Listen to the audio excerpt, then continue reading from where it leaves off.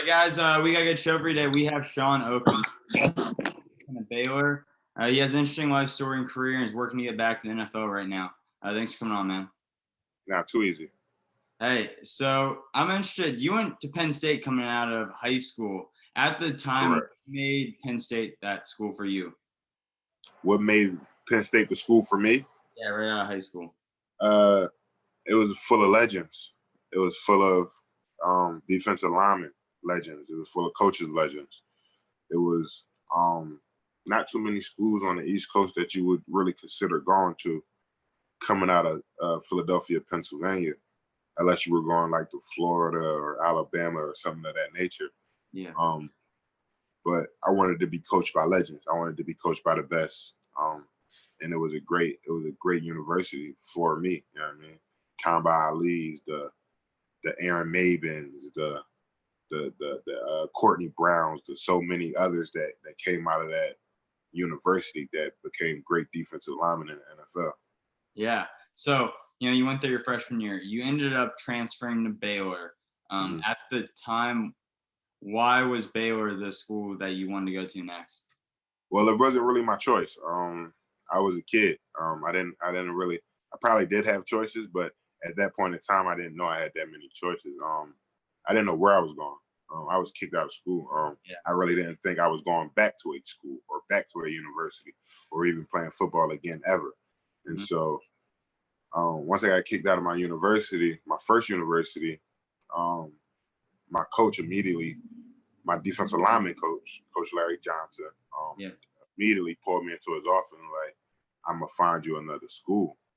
But as a child, I've been told so many things so many times and things never came to fruition by adults that I didn't take his words seriously. You know what I mean? It wasn't a thing to me until it was tangible. And so in my head, I still didn't think I was going to no school. I mean, because there wasn't nobody reaching out. I wasn't getting no phone calls. It wasn't like there was a demand for me. You know what I mean? In my eyes, it didn't seem like there was a demand for me. But under the covers, there was a demand, and a lot of schools did want me to come play for them. But I didn't know. So it was kind of just like it was a surprise and a blessing in disguise at the same time. And one day my coach called me and said, "You're going to Baylor." And I said, "Okay." Yeah. Well, that's interesting how that played out. The 2013 season at Baylor, you played as a backup. And then your 2014 season, you had 11 sacks, 19 and a half tackles for a loss. What was different about the 2014 season than any other season you've had? It was my first year starting. I've been in college for damn near 4 years already. So it was my first real appearance as a starter on the field. And once you're able to take 100 snaps a game, you're able to lead the nation in tackles for loss and almost lead the nation in sacks. So yeah. You had a great season. Why did you decide not to enter the draft after that season? I'm a servant. I've always been a servant. You know what I mean? Whether it was serving my community or serving my family, there's always something more you can do. And at a point in time in life where I was becoming a human and a man, I knew the NFL would be there. I mean, I knew I did everything I could possibly do to put myself in a position to play in the NFL. Yeah. And so it wasn't about me. It was about showing my family being the first male out of 11 brothers and sisters to have a college degree. Yeah. It was about coming back for my team and trying to win a national championship like every other team tries to do. And so it was about giving everybody else an opportunity to be a part of that NFL draft along with me. Yeah. So it wasn't about me and going to the NFL. It was about making something more for my family, for my team, for my university. Yeah. So coming back after the next season, how did you feel that when your team went to the Cotton Bowl, you kind of became a social media, you went viral against the Michigan State in the Cotton Bowl with that. How did you feel like that season went out, and what was that like kind of going viral for a bit? It was, it was a whirlwind. Everybody was thinking I was supposed to leave and go to the NFL, but I wasn't ready. I wasn't ready. I had a lot more things that I wanted to do, like get my degree and like, win a national championship, like all competitors want to do, It was definitely a whirlwind, it was fame at a blink of an eye. Yeah. Then before the draft, you had an allegation, which you were found not guilty for. Can you talk a little about that story and the process of how it affected you and your career and how you got over it? Well, 2 weeks before the NFL draft, I'm accused of sexual assault. Mm-hmm. 2 weeks before the NFL draft, a week before my birthday. Yeah. I'm accused of sexual assault, and from that day, April 2nd, 2015, you can see all dreams or aspirations of going to the NFL have immediately evaporated out of my body, out of my soul, out of anybody's else minds in the world that's paying attention.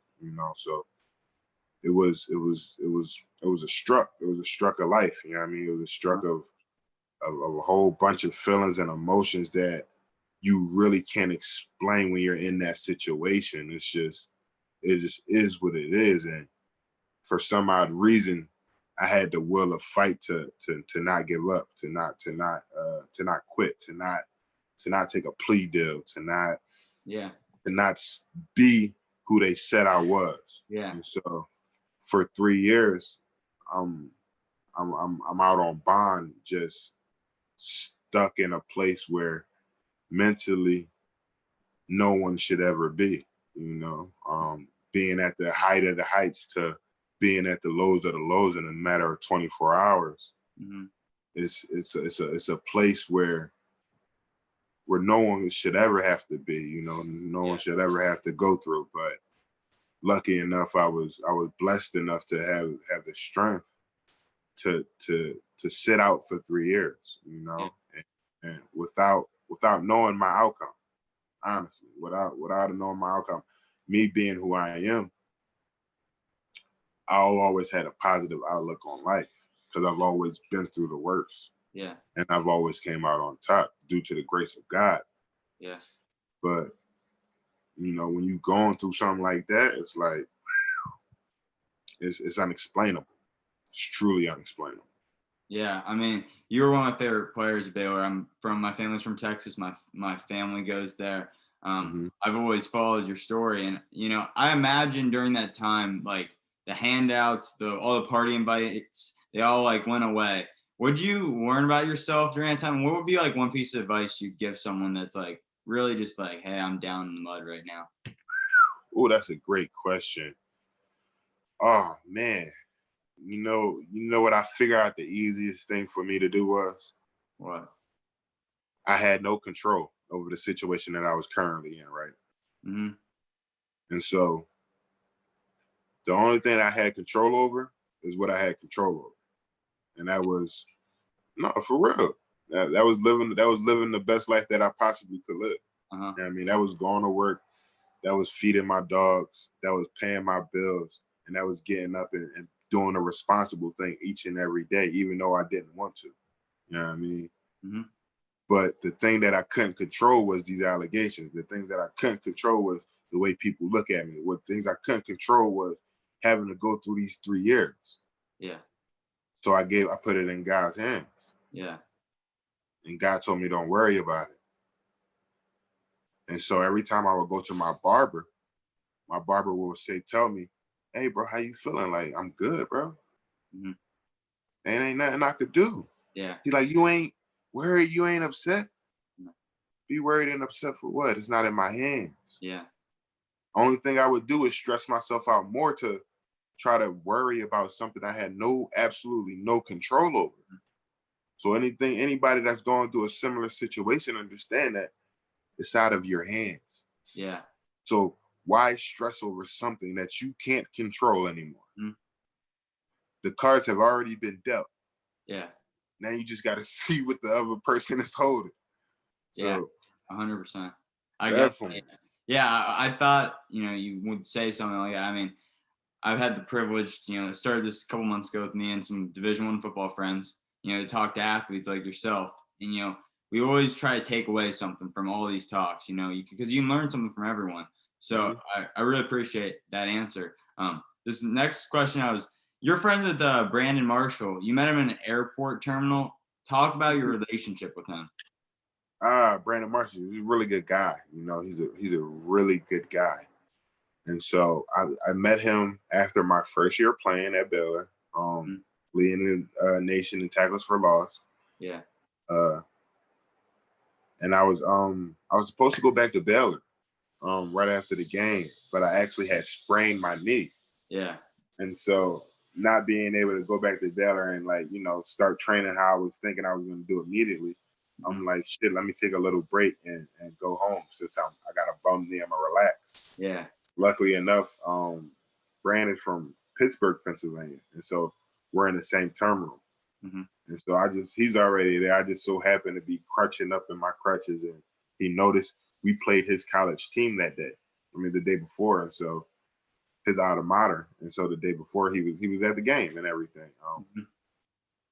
So I'm just crutching up, and he just happens to come over by me like, "Hey, you're Shawn Oakman, blase, blase, blase."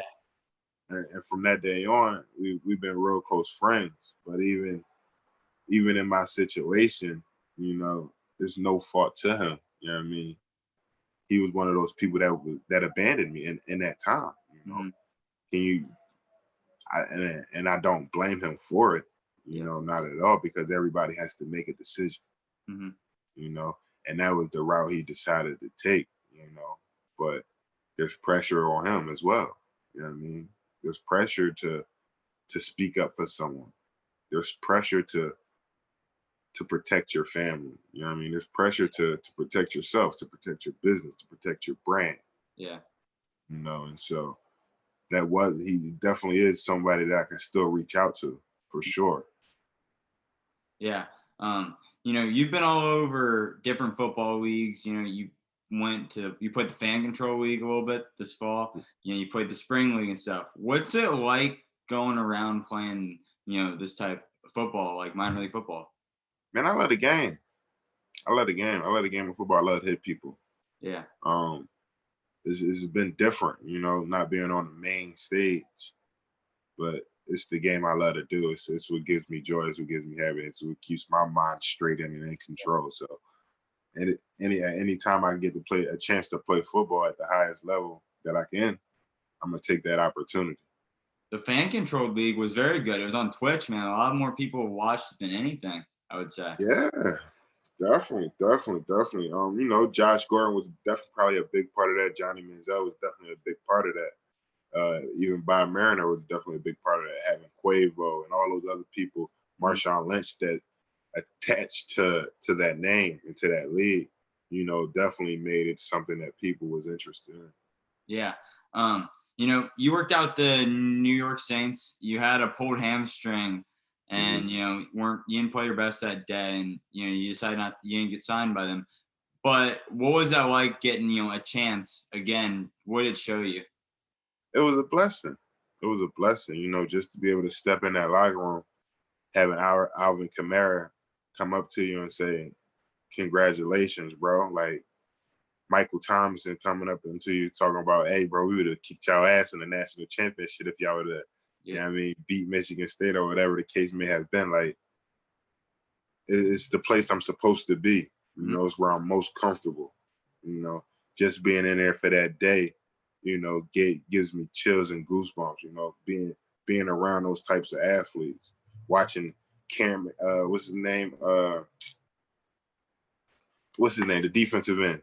Cam Jordan. Yeah. Cam Jordan over there, work out and, be loud and obnoxious just like how I would be. So it's what you grow up doing, it's what you grow up loving, just those little bit of words from those very important people, is enough.